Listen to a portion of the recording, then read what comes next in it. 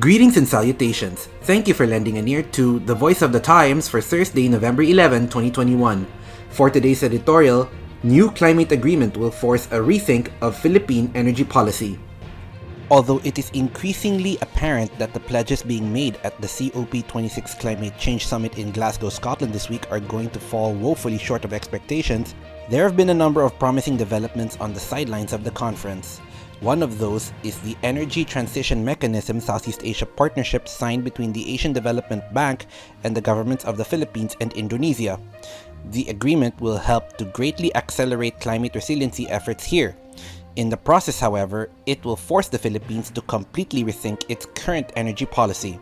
The new agreement was announced by ADB President Masatsugu Asakawa, Finance Secretary Carlos Dominguez III, and Indonesian Finance Minister Sri Mulyanti Indrawati in Glasgow on November 3. In addition to these partners, the agreement was also endorsed by senior cabinet-level officials from Denmark, the United Kingdom, and the United States. As ADB's press release put it, the government of Japan also offered support for the agreement, with its Ministry of Finance announcing that it would provide a $25 million grant to serve as seed money for the ETM program. Although a variety of programs and initiatives can be carried out under the ETM, energy transition specifically means transitioning away from fossil fuel-powered electricity generation to forms of energy that do not cause harmful emissions. This is where the Philippines' existing energy policy is problematic and will need to be significantly changed.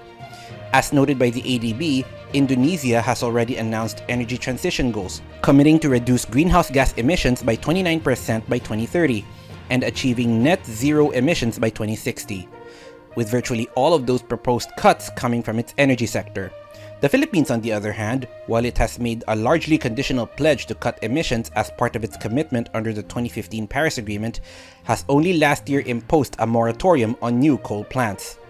While welcome, the moratorium still leaves as many as 50 new coal power projects in the pipeline, plants that are either already under construction or in an advanced stage of planning. Under the Department of Energy's current energy plan, the intention is to increase the proportion of renewable sources in the energy mix, but only through addressing anticipated increased demand.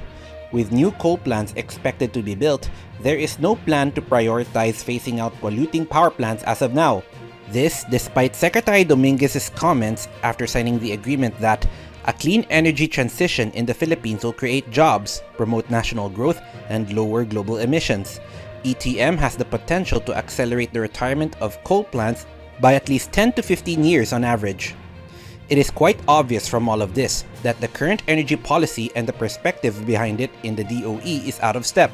Part of the reason for this is the rather narrow thinking that guides energy planning and policy in this country, which predates the current leadership.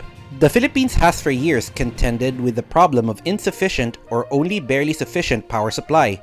The addition of new energy capacity is in a constant race with demand, with the result being that there is never a large margin of supply, and in some parts of the country, a deficit at times.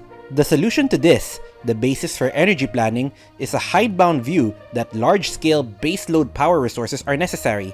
Renewable or smaller-scale generating capacities are fine, but only as a supplement. However, the flaw in this view, which is held by policymakers with a reverence usually only reserved for scripture, is that the time and cost required to develop large-scale capacity prevents new supply from ever properly catching up to constantly increasing demand. To put it plainly, current Philippine energy policy is not really working, and now, with energy transition being firmly on the table, is hopelessly outdated. It needs to be reworked. But fortunately, the new ETM agreement will provide the government with resources to do just that. And that's the editorial for Thursday, November 11, 2021. For more news and information, get a copy of the Manila Times on print, subscribe to its digital edition, or log on to www.manilatimes.net. Follow us on Twitter, Facebook, or Instagram, and listen to The Voice of the Times.